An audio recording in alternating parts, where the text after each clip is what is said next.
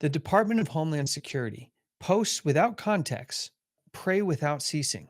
Unless I'm misunderstanding, that's a direct Bible quote, is it not? It is. Yeah, that's First Thessalonians 5:17, which interesting they didn't cite the Bible verse. Maybe that would have been even more controversial to actually cite the Bible verse, but that is verbatim First Thessalonians 5:17. And so essentially, like kind of what we're circling around, people may be sick of like hearing a circle around, what's coming in America and that it centralizes around the Protestant power and that the government's going to be Christianized. Well, this episode is again to like kind of really hit home that this is what it starts to look like when you Christianize the US government. You get things like the Project 2025 document. You get the first 100 days of Trump's presidency where he's enacting that document to a T. You get Hegseth and his, Order of Holy Jerusalem cross on his chest, which is a Templar order subservient to the Vatican. You've got now Department of Homeland Security's putting out tweets with Bible verses.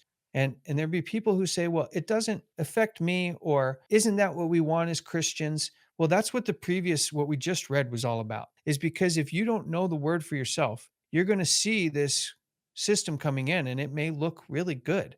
But if it speaks not according to this word, it says there's no light in them. And so what we're kind of seeing is this fusion of government and church statehoods kind of fusing to blur the lines. And that's really what we're going to look at with Doug Wilson and some of the stuff as we go in a little bit deeper of what happened at the mass at Trump's property and some of those other things. Is there is a fusion happening. And I'm not even sure that the evangelical world even really sees it, that the mother harlot, Rome, is fusing with this Protestant power. And when you start seeing tweets like this from government agencies quoting Bible verses without context, these are like early tremors for the earthquake coming that will be the unification of church state effort, which we know will also be successful.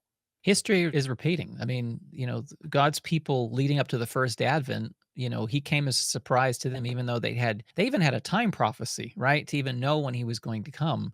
We don't have that, of course. We have event prophecies that will be fulfilled for his second coming, and which we are seeing right now. But again, in type, what's being repeated is that the world that is professing to know him and say that they want him and know him don't realize the actions that they're partaking in are actually putting him on the wrong side, just like the Jews did when they crucified him.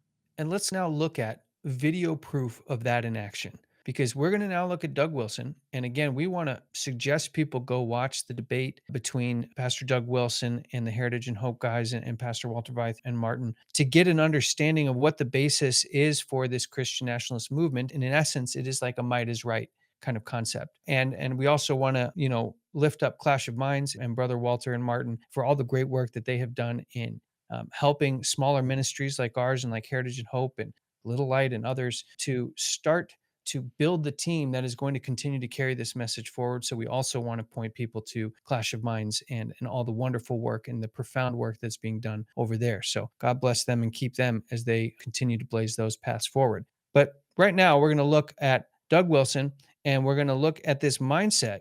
The base mindset for Christian nationalism is a Christian town, a Christian nation, and a Christian world. So let's listen as Doug Wilson tells us his views on this and see if it lines up with what the Bible is saying about what the world looks like as we move towards the end of Earth's history. Self-described Christian nationalists on a mission to make the United States a Christian nation and the entire world a Christian world.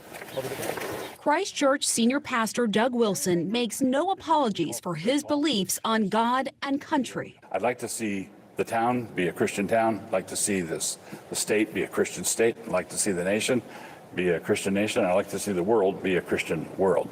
And now Wilson's controversial views as a Christian nationalist are gaining sway in the nation's center of power with the recent opening of his new church and high-profile parishioners like Defense Secretary Pete Hegseth. Is planting a church in D.C. part of your mission to try to turn this into a Christian nation? Yes. So every society is theocratic. The only question is who's theo. In a secular democracy, it would be demos, the people. In a Christian republic, it'd be Christ. Well, what would you say to someone watching this and say, look, I'm a Muslim. Who are you to say your worldview is better than mine, that your God is better than mine? Well, if I went to Saudi Arabia, I would fully expect to live under their God's rules. But you said earlier that you want this to be a Christian world. Yes. So you want to supplant their religion with your Christian. Yes, by peaceful means, by sharing the gospel. There's a lot of work yet to do. I believe that we are working our little corner of the vineyard. Wilson is part of a broader Christian nationalist movement making inroads with the Trump administration, with a newly created faith office led by evangelical pastor Paula White Cain, and people seen right outside the White House entrance praying and speaking in tongues. We are standing on the soil of the White House, and we are declaring your word. How precious! And now there's a monthly prayer service at the Pentagon, initiated by Hegseth, Wilson's highest level connection to the administration. It's not organizationally tied to us, but it's the kind of thing we love to see. All right. So that was just like a 2-minute window into the Christian nationalist mindset. And, it pointed to this Faith House Advisory Office, which we have talked about, covered quite a bit with Paula White Cain as the head of that. We looked, and let's just, mince no words here. Paula White Cain's version is the demonic version of Christianity, this speaking in tongues, making claims where she stands as holy ground, and this White House holy ground, speaking in tongues. This is very Pentecostal, evangelical mindset that's permeating throughout the halls in the White House, even in the Supreme Court, in the Congress and the House. They're now filled with this kind of Christian nationalist, the Zionist ideology, which we've covered at length. And the goal is to Christianize the whole world. And now the government is kind of has this view that, hey, maybe we need to protect this particular ideology. As Christians, you would think that we would want that, but that's actually not what the Bible tells us to push for.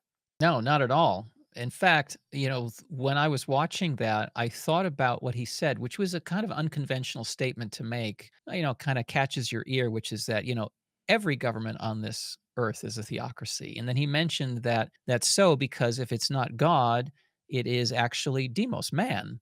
I thought, that's interesting. That's exactly the king of the north and the king of the south ideology being played out. You have secular humanism as the king of the south, and now the king of the north is making his rise, and there's nothing that's going to stop him in his final rise, as you see at the end of Daniel chapter 11. And so what's happening now is Christian nationalism eventually is going to become the synthesis of the entire thing, which is Christian globalism. Yeah. And so when we actually look at the Bible verses, which describe in great detail what happens at the end of time, it makes me wonder, like, has Doug Wilson really considered, other Christian nationalists really considered, what is the last state of the world? Like, if they're successful and the whole world is converted, what does the Bible show us is the state of the end of the world? So Christian town, Christian nation, Christian world. Well, let's just read through some of these here. Revelation 18:3, for all nations have drunk of the wine of the wrath of her fornication.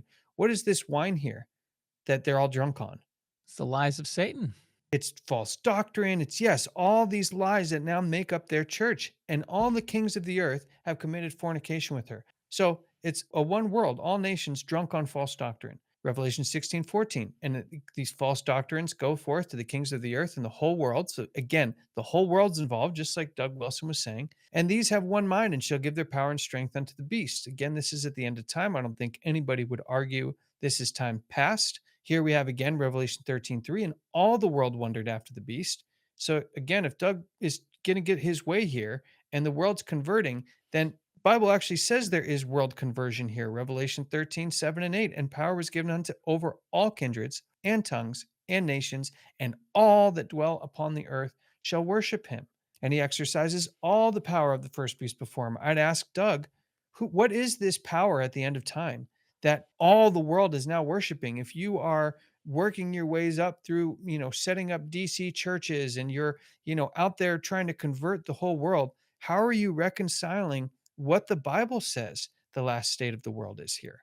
That mentioned that the video you mentioned, the Heritage and Hope did in conjunction with Clash of Minds with Walter and Martin. That's a great video again to watch. There was a really great point that Walter brought up, which was that he challenged Wilson and he said, I think what this comes down to is a false understanding of the millennium. Because that's exactly what it is. All of these verses, which you've just lined up perfectly, describe exactly what's happening right now within Christian nationalism and what will come to fruition. But the reason why they don't see this is what they see is the millennium, where they're going to bring about the reign of Christ on this earth, and then he comes to, to basically endorse it, and then to live in peace on this earth with humanity as we are today for 1,000 years.